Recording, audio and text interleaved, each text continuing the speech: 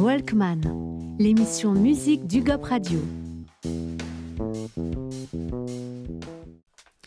Bonjour à toutes et à tous, bienvenue sur UGOP Radio, la radio du 12. Aujourd'hui, pour notre Walkman de la semaine, on accueille Loka, qui est artiste aux multiples facettes. Elle est fondatrice du groupe Two-Faced Animal et prépare la sortie de son premier EP, Naked, pour 2025. C'est à cette occasion qu'on l'accueille. Merci d'être avec nous, Loka. Merci beaucoup, Noah, de me recevoir. Je suis très contente d'être là. C'est un grand plaisir. On a discuté tout à l'heure avec toi. On voit quelle motivation tu as à produire de la musique et à être présente avec nous.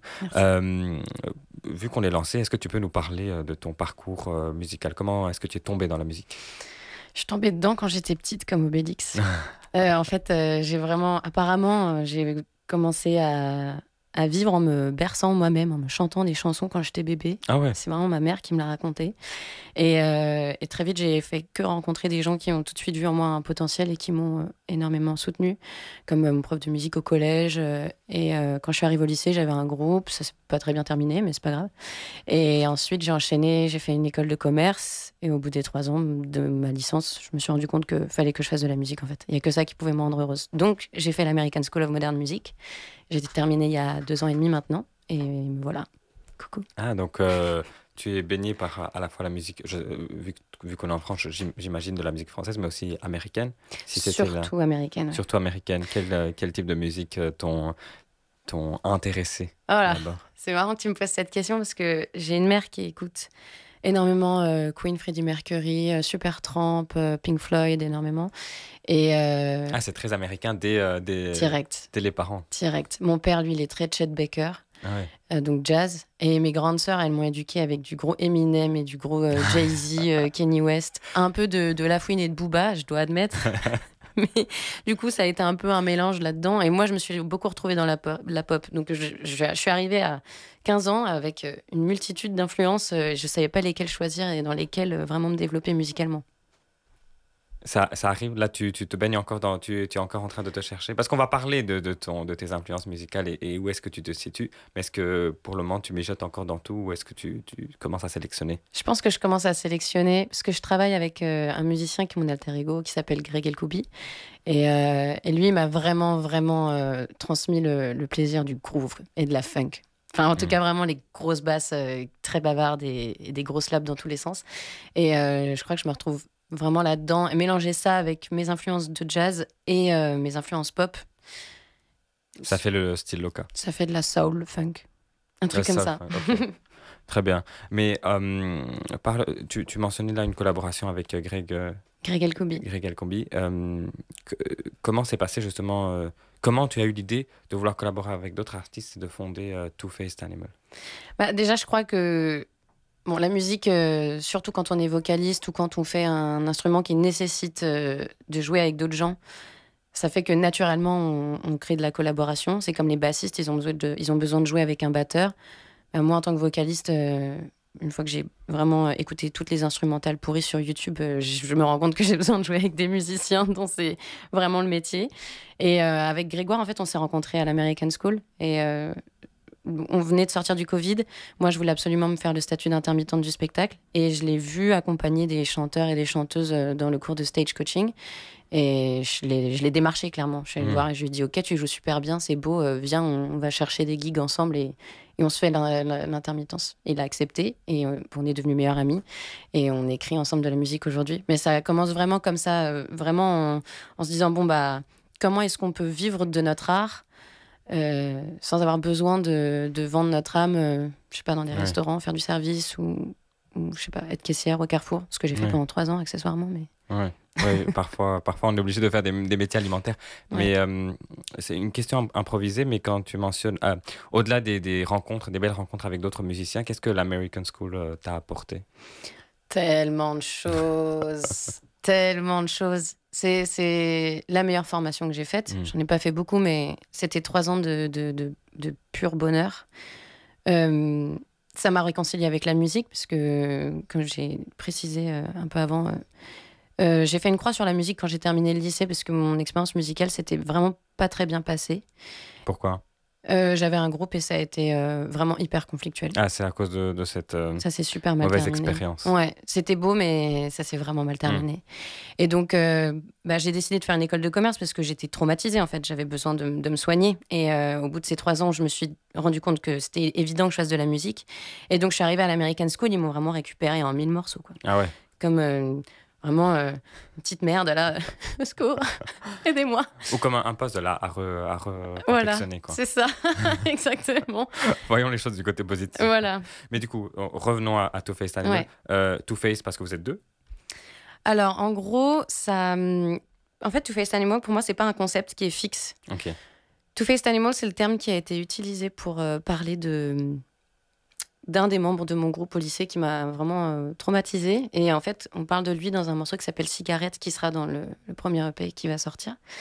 Et donc, c'est le terme qui avait été utilisé pour le définir lui. Ensuite, avec Greg, quand on a commencé à faire de la musique ensemble, Cigarette, c'est le premier morceau qu'on a écrit ensemble. Le texte a été écrit par Jason Day et moi-même. Et en fait, on cherchait un nom pour notre duo, et donc on a décidé de choisir Two Faced Animal. Donc ce terme est devenu ensuite un terme pour nous définir, Greg et moi.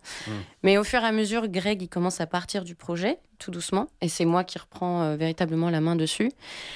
Et alors, comment définir Two Faced Animal ? Je sais pas, déjà le fait que je suis très asymétrique comme personne, j'ai un side cut. Oui, on voit ça. Que j'ai vu avec plein de contradictions. Je suis hyper féministe, je suis très engagée dans le combat féministe. Mais en même temps, mes chansons ne font que parler de garçons. Donc, tu vois, il y a plein de contradictions autour de moi. Et je pense que c'est un peu ça. Et tu l'as aussi dit que je suis une artiste multifacette. Ouais. Bah voilà, il y a le masque, et puis il y a Loka, l'artiste, et puis il y a Pauline, l'humain, derrière, qui vit avec toutes ces contradictions. C'est un peu ça, Two Faced Animal. Est-ce que la musique t'aide justement à vivre avec ces contradictions ? Oui et non. Okay. C'est un peu abstrait. Oui, elle m'aide à vivre avec ces contradictions parce que je peux les assumer véritablement sur scène. Et en même temps, non, parce que quand je suis toute seule chez moi... ça pèse plus. Je mange beaucoup de chocolat et de beurre de cacahuète. Ouais. comme nous tous. Ou comme moi, en tout cas. Mais, mais du coup, est-ce que tu arrives à exprimer... On va parler de tes inspirations, mais c'est quand même une question qui m'intéresse. Est-ce que tu arrives à parler de ces contradictions dans ta musique, ou c'est quelque chose encore que tu essayes de démêler ?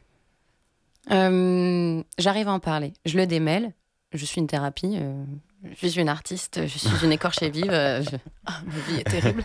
Mais j'arrive à en parler dans mes chansons. D'ailleurs, c'est de ça que traite l'EP Naked, ouais. Mais à poil, quoi. Franchement. Ouais, mais on va parler du titre qui est quand même particulier, mais qui veut dire beaucoup de choses dans quelques instants. Mais... D'abord, ce qui a précédé l'EP. En 2023, vous avez sorti... est-ce que c'était votre premier titre, In Love With Myself ? C'est le premier titre qu'on a sorti. C'est pas le premier qu'on a écrit, mais ouais, c'est le premier qu'on a sorti. C'était notre tube. Votre tube. Est-ce que pour vous, c'était important d'exprimer l'amour qu'il faut avoir pour soi-même, à l'égard de soi-même ? Ouais, en fait, on a écrit ce titre dans un contexte un peu particulier. J'étais en 3e année à l'American School. Pour être diplômée de l'American School, il faut fournir un EP à la fin de l'année. Et Greg, qui a fini l'American School 1 an avant moi, lui avait déjà fait ce travail-là, mais comme on composait ensemble, en gros, j'ai mis nos compos dans mon EP. Et en même temps, j'ai fait beaucoup de choses cette année-là. Je faisais 4 gigs par semaine, entre 3 heures et 4 heures par gig. Donc tous les soirs, je bossais comme une dingue. J'avais les cours la journée, je passais mon permis, je préparais mon audition pour Berklee College of Music à Boston, parce que j'avais envie de partir là-bas. Donc j'ai fait l'intermittence, j'ai fait vraiment beaucoup de choses. Et j'ai écrit ce disque, et In Love With Myself, c'est vraiment... c'était une manière de dire... Ça y est, j'avais eu mon permis, j'arrivais à la fin de l'année, j'avais acquis énormément de choses, j'avais rempli tous les objectifs que je m'étais fixés. Et du coup, j'étais super heureuse, hyper fière de moi. Et en plus, j'étais en train de me séparer de mon ex-copain à l'époque, donc j'étais vraiment là... I'm feeling myself. Vraiment, j'étais trop heureuse d'être moi. Et je me suis dit que c'était important de savoir c'est un morceau antidote. Ouais, c'est ça. Faut savoir profiter de ces moments-là. On ne sait pas combien de temps ça va durer, mais peu importe, en fait, on le ressent. On a des moments comme ça où on ressent du bonheur, on se dit oh, là mais tout va bien, ma vie est totalement en harmonie. Et après on sait que c'est passager. Mais voilà, faut vivre ce moment à fond, je pense. Oui. Mais cet extrait est ressorti en avril 2024, remixé par le DJ Espaz, il me semble. Les DJ Espaz, ouais. C'est Karedas et Greg Elkoubi, du coup. Ah, c'est la même personne? En fait, c'est aussi un duo. C'est un groupe hybride. House, jazz. En fait, ils écrivent de la musique. D'ailleurs, ils sont en train de sortir un EP en ce moment sur le label Pont Neuf Records. Et en fait, Greg donc, travaille avec moi et travaille avec Karedas sur Spaz. Et en live, en fait, ils ont un set hybride. C'est-à-dire que Karedas, lui, c'est un vrai DJ, donc il va passer des disques. Et Greg, il va être derrière avec des instruments et puis il va faire de l'improvisation en direct sur les tracks. C'est super cool. Ok, vous avez voulu remettre une nouvelle touche ou réupdater le titre en 2024? C'est ça, en fait, on a eu la chance de pouvoir sortir In Love With Myself sur le label du club June Club. Le label s'appelle The June Experience. C'est un club qui a été vraiment pionnier pendant la période de la French Touch à Paris. Et donc, ils ont adoré notre titre In Love With Myself. Et comme Karedas est un artiste de leur label, ils ont eu envie qu'il fasse un remix, parce que c'est quelque chose qui se fait vachement dans le milieu de la house. Ok. Et entre les deux, entre ce titre et puis le remix, vous avez sorti en février 2024 Love Is So Good With You. Yes. Qui ou quoi vous a inspiré ce morceau? Est-ce qu'on peut parler de explicit content? Ah oui, bien sûr. Excusez-moi, papa, maman, vraiment. Je venais de prendre pour la première fois de la MDMA. Et j'ai eu les 48 heures de redescente après, de dépression extrême. Et j'étais avec mon ex-compagnon et je l'aimais de ouf, vraiment de ouf. Et il est parti au travail et moi j'étais à la maison. Et en fait, la seule chose qui m'évitait d'être en dépression extrême, parce que plus de dopamine, plus rien, c'était de faire de la musique. Et je lui ai écrit ce titre en, je sais pas, 40 minutes. Et en fait, ça s'appelle Love Is So Good With You parce que le texte, il a été écrit avec le titre. En fait, c'est pas un acrostiche? Je crois que c'est acrostiche. Non, je suis pas sûre du terme, pardon. J'ai pas préparé une interview du tout. En fait, ça fait L-O-V-E-I-S. Et en fait, chaque lettre est signifie quelque chose. Chaque lettre est le début d'un vers, en fait. I'm looking for an explanation here. Okay. Overthinking every day. Ouais. Voilà. Donc le titre, en fait, s'écrit à la verticale. Ouais, il me semble que pas mal d'anciens textes, les psaumes et tout ça, sont écrits de cette manière. C'est original. Check. Mais du coup, l'amour est présent dans les deux titres, que ce soit l'amour pour soi et puis l'amour pour votre compagnon de l'époque. Est-ce que c'est ce qui vous motive, vous inspire principalement dans l'écriture de vos titres? Je pense que l'homme me motive, avec un petit H bien sûr, me motive beaucoup dans mes écrits. Parce que dans In Love With Myself, je parle aussi de ça. Je dis en fait, j'ai pas envie de perdre du temps avec des garçons, j'ai juste envie de m'aimer moi. Et Love Is So Good With You, c'est en fait, toi je t'aime, donc let's go. Okay. Aimons-nous ensemble. L'amour, évidemment, c'est un énorme moteur pour l'écriture de musique, mais en tout cas pour le moment, j'en parle dans des titres qui sortiront dans très longtemps, mais pour le moment je crois que j'ai besoin de leur consacrer un album, quoi, juste pour peut-être m'exorciser un peu de l'impact hyper fort qu'ils ont sur notre quotidien et sur la manière dont on dirige notre vie, la manière dont on va se voir nous-mêmes, l'amour qu'on va s'autoriser à se donner, parce que en fait, le male gaze, quoi, comment on va se voir à travers le regard de l'homme, et ça c'est quelque chose, je pense que j'ai besoin encore un peu d'exorciser, grave. Oui, mais donc on perçoit aussi ce combat féministe que tu mènes là dans ta réponse, parce que tu l'as mentionné tout à l'heure. Est-ce qu'on va entendre ce combat ou ces questions dans tes chansons? C'est quelque chose sur lequel tu médites encore? Ouais, non, c'est prévu. C'est prévu. Ouais. Et oui, parce que c'est quand même étonnant que tu parles, que tu dis explicitement que tu parles d'hommes et que c'est les hommes qui inspirent tes chansons. Et à la fois, tu mènes ce combat féministe à côté. Même le titre du groupe, Two Faced Animal, tu viens de nous dire que à la base, ça désignait un homme qui t'a fait du mal. Donc c'est quand même percutant pour moi d'entendre ça, que tu nommes ton groupe. En hommage, ou je ne sais pas, en revanche. Ouais. Mais bon, qu'est-ce que ça te fait justement de mettre ça sur la place publique? Ça fait du bien parce que ça m'appartient plus une fois que c'est sorti.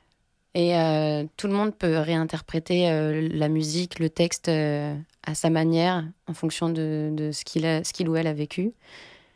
Et c'est plutôt pas mal d'avoir des retours de personnes qui nous permettent d'avoir une autre lecture de ce que nous-mêmes on a voulu expliquer, raconter. Et c'est plutôt chouette en fait. Ça me permet vraiment, vraiment j'insiste sur l'exorcisme. Je crois qu'on est vraiment là-dessus. Juste, welcome to my therapy. My therapy. Voilà le titre de ton prochain. Voilà, de l'album. De rien. Non, mais je pense qu'avec tout ça, on donne une grande envie aux auditeurs. Ils vont nous dire, mais faites-nous écouter ça quand même. Avant de continuer, on fait écouter quand même un extrait de In Love With Myself. When you come closer, something kind of natural, losing control. Don't try to play dumb with me.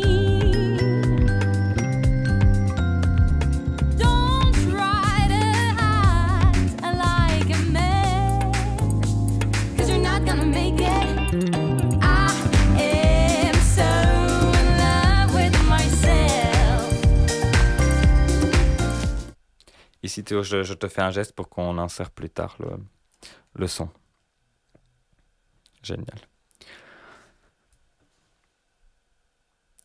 Donc, avec ça, c'est sûr qu'on attend avec encore plus d'impatience l'EP qui sort en 2025. L'EP Naked, donc nu, mise à nu.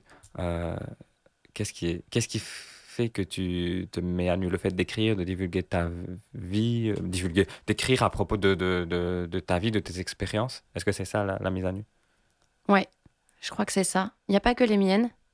Le prochain single qui va sortir s'appelle Don't Worry Darling. Il a été écrit juste après qu'on soit allé voir au cinéma avec Jay et Greg le film Don't Worry Darling.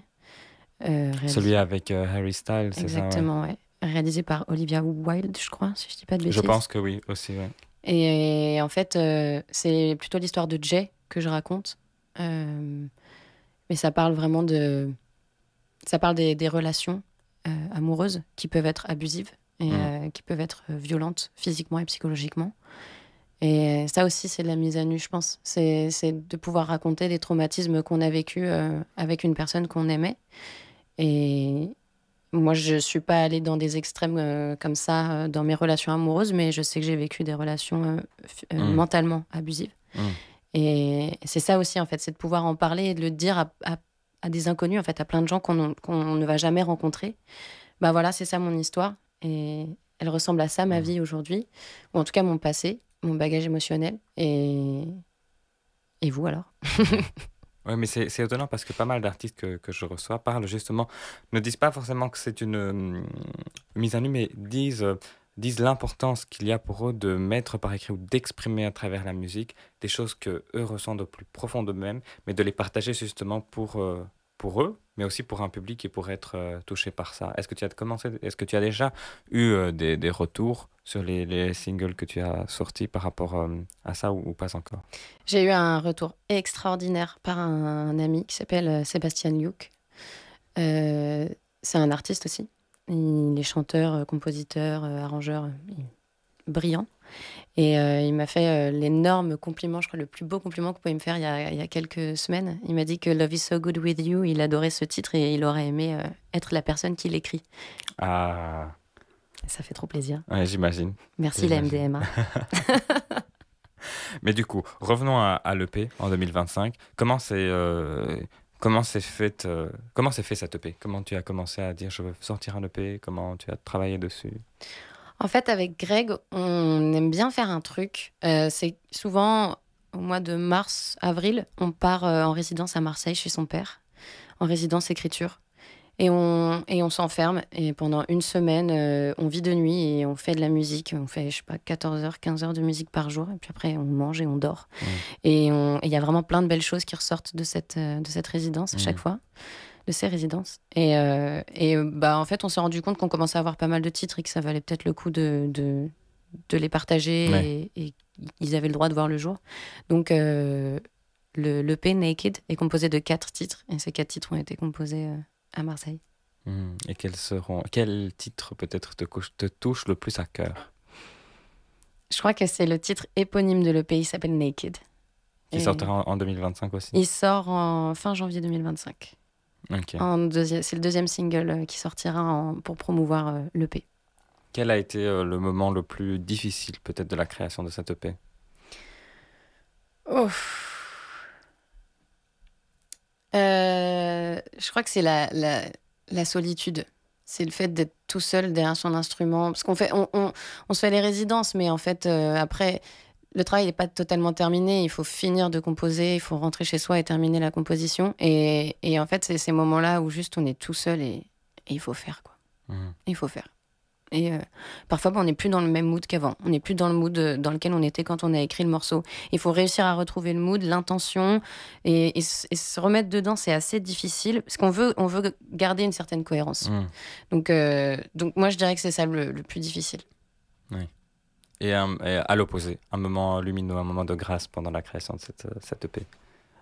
Je dirais pas la composition, mais je crois que c'est surtout pendant l'enregistrement, quand on était en studio cet été. En fait, on a eu la chance d'avoir remporté un appel à candidature qui s'appelle le Fonds Régnier. C'est un mécène qui finance des artistes pour la production de leur premier projet, premier EP. Et donc, le Fonds Régnier nous a sélectionnés parmi 4 autres artistes. J'imagine bien que ce soit un moment de grâce. C'est un énorme moment de grâce. Et on a enregistré dans un studio extraordinaire. Et puis, les musiciens et l'ingé son et toute l'équipe, on était juste tous trop heureux d'être ensemble.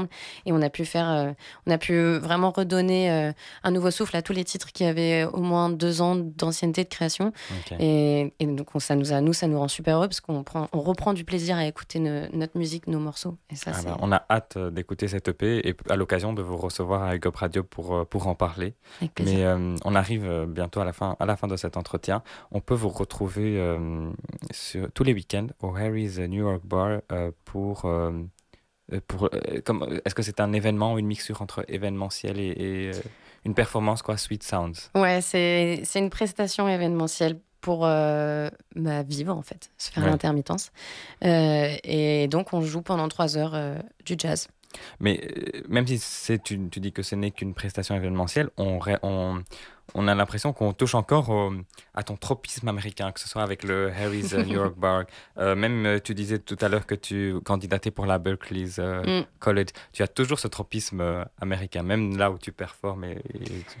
I'm a man. I love the American dream. Est-ce que c'est ton objectif pour plus tard, d'aller vers l'autre continent? Je sais pas. S'ils créent l'intermittence du spectacle là-bas, peut-être. Pour l'instant, je reste ici. Mais justement, quels sont tes projets pour la suite? Donc l'EP en 2025, un album peut-être qui verra le jour en 2026. Et puis, faire plein de concerts. Faire plein de concerts. Eh bien, on te le souhaite. En tout cas, tu es toujours la bienvenue à Hug Up Radio. Merci. Et tu vas nous interpréter, on aura le plaisir d'écouter Don't Worry Darling dans quelques instants. Mais un dernier mot pour dire ce que tu aimerais que les auditeurs du Hug Up Radio retiennent de toi. C'est la loca, je suis complètement folle. Faites gaffe les gars, j'arrive. Hein.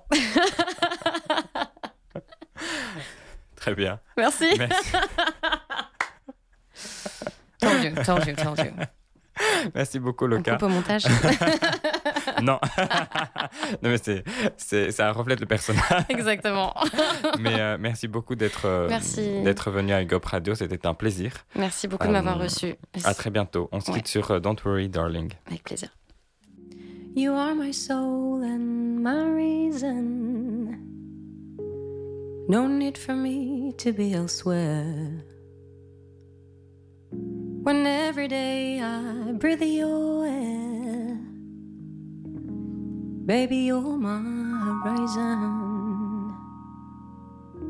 This daily life seems much better.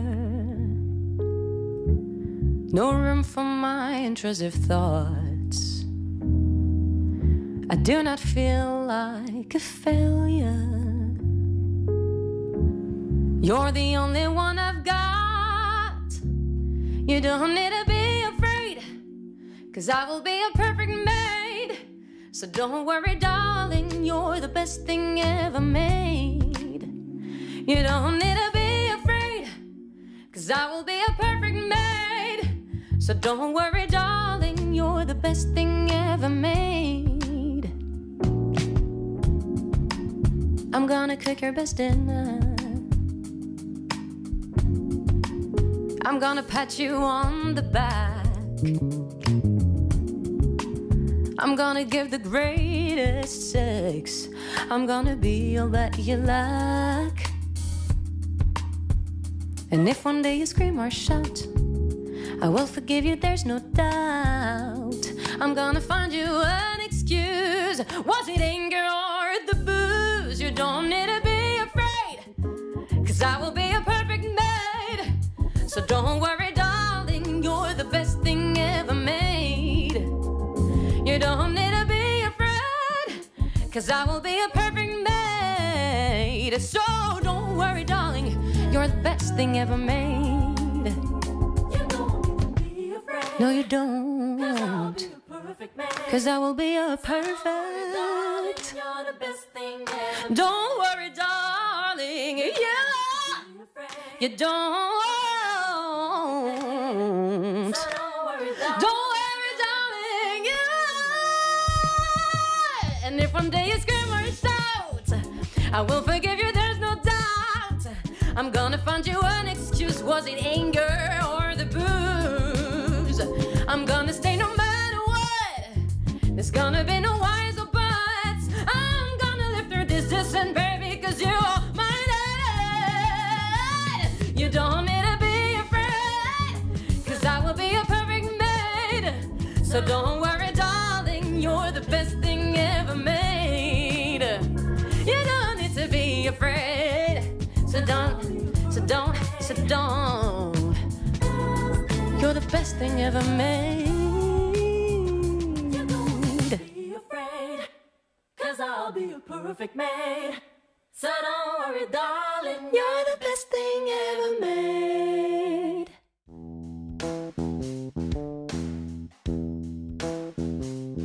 Walkman, l'émission musique du GOP Radio.